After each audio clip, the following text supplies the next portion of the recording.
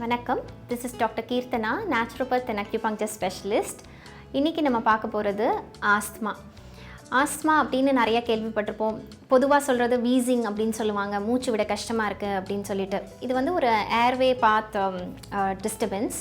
இது வர்றதுக்கு முக்கியமாக காரணங்கள் என்னென்ன அப்படின்னு பார்க்கலாம். இதில் வந்து ஹெரிடிட்ரியாக ஈஸியாக வரும்னு சொல்லுவோம். அப்புறம் வந்து இம்யூனிட்டி கம்மியாக இருக்கவங்களுக்கு இது ஈஸியாக வரும். உடம்புல கஃபத்தன்மை ஜாஸ்தி இருக்கும்போது இது ஈஸியாக கேட்சப் பண்ணிப்பாங்க. அலர்ஜிக் ஆஸ்துமான்னு சொல்லுவாங்க. அப்போ வந்து சில அலர்ஜிக்கான விஷயங்கள், அவங்க உடம்புக்கு ஒத்துக்காத விஷயங்கள் இருக்கும்போது ரெஸ்பிரேட்டரி ட்ராக் வந்து நிறைய ஸ்பாஸ்மோடிக் கண்ட்ராக்ஷன்னால் உங்களுக்கு ஒரு மூச்சு விடுறதுக்கு திணறல் அந்த நிலை கொண்டு போகும்.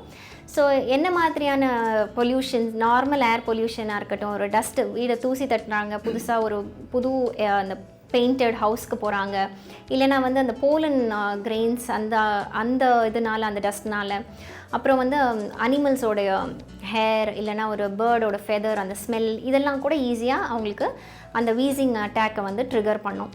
யூஸ்வலாக இது இந்த காரணங்கள் மட்டும் இல்லாமல் சைக்கலாஜிக்கலாக பார்த்தீங்க அப்படின்னு சொன்னால், இந்த வீசிங் வர தன்மை வந்து யாருக்கு அதிகம் இருக்குது அப்படின்னு சொன்னோன்னா, அதாவது ரொம்ப ஏக்கமாக இருக்கிறவங்க, அதாவது குழந்தைங்கள்லாம் பார்த்திங்கன்னா ரொம்ப ஏக்கமாக இது எனக்கு வேணும்னா வேணும் அப்படின்னு அந்த நேச்சர் இருக்கிற குழந்தைங்களுக்கு வீசிங் ரொம்ப ஈஸியாக வர வாய்ப்புகள் இருக்கும்.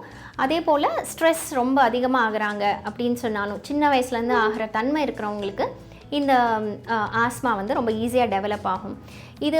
இந்த ஆஸ்மாட்டிக் அட்டாக்ஸ் வந்து பார்த்திங்கன்னா பொதுவாக காலையில் 3 to 5 மணி இந்த டைமில் கொஞ்சம் ஜாஸ்தி வரும். இது வந்து லங்கோட டைம். யூஸ்வலாக இந்த டைமில் ஜாஸ்தி அட்டாக் இருக்கும். அதே மாதிரி சிலருக்கு வந்தீங்க அப்படின்னு சொன்னால் நாக்டர்னல் ஆஸ்துமான்னு சொல்லுவாங்க. நைட் டைம் பார்த்திங்கன்னா நிறைய காஃப் இருக்கும், ஃப்ளம்மோடு இருக்கும், ஃப்ளம் இல்லாமல் ட்ரை காஃபாக இருக்கலாம், இந்த மாதிரி தன்மை இருக்கும். ஸோ இவங்களுக்கு வந்து கண்டிப்பாக கான்ஸ்டிபேஷன் கூடவே சேர்ந்த மாதிரி இருக்கும். ஸோ கான்ஸ்டிபேஷனை சரி பண்ணும்போது இந்த ஆஸ்மாலேருந்து ரொம்ப ஈஸியாக வெளியே வருவாங்க. அது கூட பேஷண்ட் சொல்லி கேள்விப்படுவோம், நம்ம சாப்பிட்ட உடனே இந்த அட்டாக் வருது அப்படின்னு சொல்லிட்டு. ஸோ இதெல்லாம், இந்த மாதிரி இருக்கிற சிம்டம்ஸ் எல்லாம் வந்து அக்யூபங்க்சரில் ரொம்ப அழகாக ட்ரீட் பண்ண முடியும். நம்ம ஸ்டமக்கை சரி பண்ணணும் அப்படின்னு சொன்னாலே ஆஸ்மா நல்லாகவும் ஆரம்பிக்கும். லங்ஸில் தானே கம்ப்ளைண்ட் இருக்குது, ஏன் ஸ்டமக் ட்ரீட் பண்ணணும்னு நினைப்போம். ஆனால் அக்யூபங்க்சர் ஃபிலாசபியில் பார்த்தீங்கன்னா ஸ்டமக்கை சரி பண்ணும்போது ரொம்ப அழகாக இங்கே இம்ப்ரூவ்மெண்ட், லங்ஸுக்கான எனர்ஜி வந்து நல்லா ஆக ஆரம்பிக்கும். ஸோ இதுக்கு நம்ம என்ன பண்ணணும், என்னென்ன மாதிரி சிம்பிளாக ஸ்டார்டிங் ஸ்டேஜ்லேயே என்னென்ன பண்ணிக்கலாம், கொஞ்சம் அக்யூட்டாக இருந்தாலும் என்ன பண்ணலான்னு பார்ப்போம். ஸோ ஸ்டார்டிங் ஸ்டேஜில் இருக்குது, இல்லை வீசிங் இருக்குது யாராவது ஒரு குழந்தைக்கு அப்படின்னு சொன்னால், கண்டிப்பாக அவங்க டயட்டில் வந்து milk and milk products avoid பண்ணிடணும்.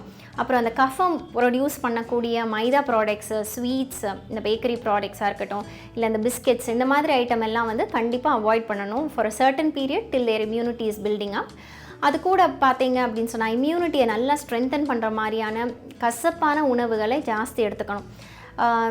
தேன் வந்து அகெயின் இனிப்புன்னு நம்ம நினைப்போம், ஆனால் அது வந்து சுவைப்படி பார்த்திங்கன்னா கசப்பு சுவை. அந்த தேனை வந்து அவங்க ஒயிட் சுகருக்கு பதில் எல்லா இடத்துலையும் சப்ஸ்டியூட் பண்ணிக்கலாம். தேனை நிறைய எடுக்கலாம். அது வந்து அந்த குழந்தைங்களுக்கு இருக்க அந்த ஃப்ளம்மையும் கரைக்கிறதுக்கு நல்லா ஹெல்ப் பண்ணும். அது கூட துளசி கஷாயம் ரெகுலராக ஒரு ஹேபிட்டாகவே மாற்றிட்டு வரலாம். கோல்டு அதிகமாக இருக்கிற சமயம் பார்த்திங்க அப்படின்னா தூதுவளை எடுத்துக்கலாம். அதாவது சிலருக்கு வந்து உடம்பு வந்து ஹீட் பாடி இல்லை, ஆனால் கோல்டு இருந்துகிட்டே இருக்குது அப்படின்னு சொல்லும்போது தூதுவளை ரொம்ப நல்லா ஹெல்ப் பண்ணும். தூதுவளையை சூப் மாதிரியோ இல்லைன்னா வந்து துவையல் மாதிரியோ ஏதாவது ஒரு ஃபார்மில் ரெகுலராக அவங்க அந்த பேஷண்ட்டோட கைப்பிடி அளவு தூதுவளை எடுத்துகிட்டே வந்தாங்க அப்படின்னா ஒரு 3 to 5 டேஸ்க்குள்ளேயே கோல்டோடைய தன்மை, அந்த ஃப்ளம் தன்மை வந்து குறைய ஆரம்பிக்கும். ஸோ காஃப் இருக்குது இது கூட அப்படின்னு சொன்னால் அவங்க வந்து ஆடாத்தோட கஷாயம் மாதிரி பண்ணி எடுத்துகிட்டே வரலாம். அதில் தேன் நிறையா சேர்த்து ஆடாத்துடைய வந்து ரெகுலராக அவங்க எடுத்துகிட்டே வரும்போது அந்த காஃபை வந்து நல்லா கண்ட்ரோல் கொண்டு வர முடியும். ஒரு நாளைக்கு 3 to 4 தடவை எடுத்துகிட்டே வரலாம். அது கூட கொஞ்சம் ஆனியன், சின்ன வெங்காயம் ஜூஸ் மாதிரி எடுத்துகிட்டு அதில் தேன் கலந்து அதை வந்து ரெகுலராக எடுத்துகிட்டு வர்றது வந்து ஆஸ்மாவை வந்து நல்லா கண்ட்ரோல் கொண்டு வரதுக்கு ஹெல்ப் பண்ணும். ஏன்னா இதில் வந்து தியோசல்ஃபேட்ஸ்னு ஒன்று இருக்குது. இது வந்து ப்ராங்கோ டைலேட்டர்ஸ்.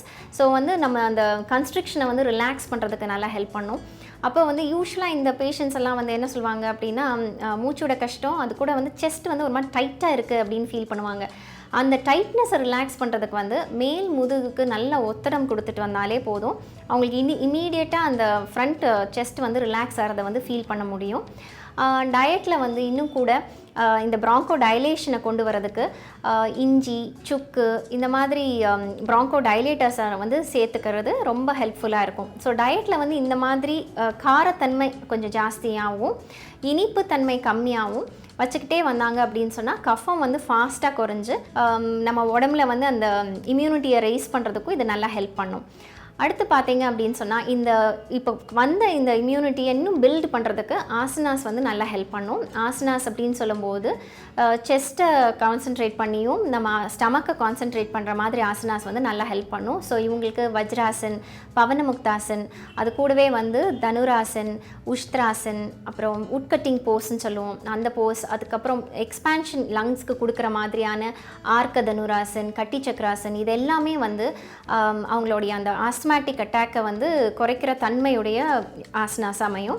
கூட பிராணாயாமம்னு சொல்லும்போது கபாலபத்தியும் கிரியபஸ்திரிகா அண்ட் பஸ்திரிகா இது எல்லாமே என்ன பண்ணும் அப்படின்னு பார்த்தீங்கன்னா உடம்புல வந்து கரெக்டான அளவு அந்த ஹீட்டை கொண்டு வரும். சிலருக்கு வந்து என்ன ஆகும், பாடி ரொம்ப ஹீட் ஆகி பாடியே அதை காம்பன்சேட் பண்ணுறதுக்காக நிறைய ஃப்ளம் ப்ரொடியூஸ் பண்ணும். ஸோ இது இல்லாமல் இருக்கிறதுக்கு இந்த பிராணாயாமெல்லாம் ரொம்ப அழகாக ஹெல்ப் பண்ணும். அப்போ இந்த கான்ஸ்டிபேஷன் இருக்கிற பேஷண்ட்ஸ்க்கு லகு சங்க பிரக்ஷாலனாவும் நம்ம சேர்த்து ப்ராக்டிஸ் பண்ணலாம்.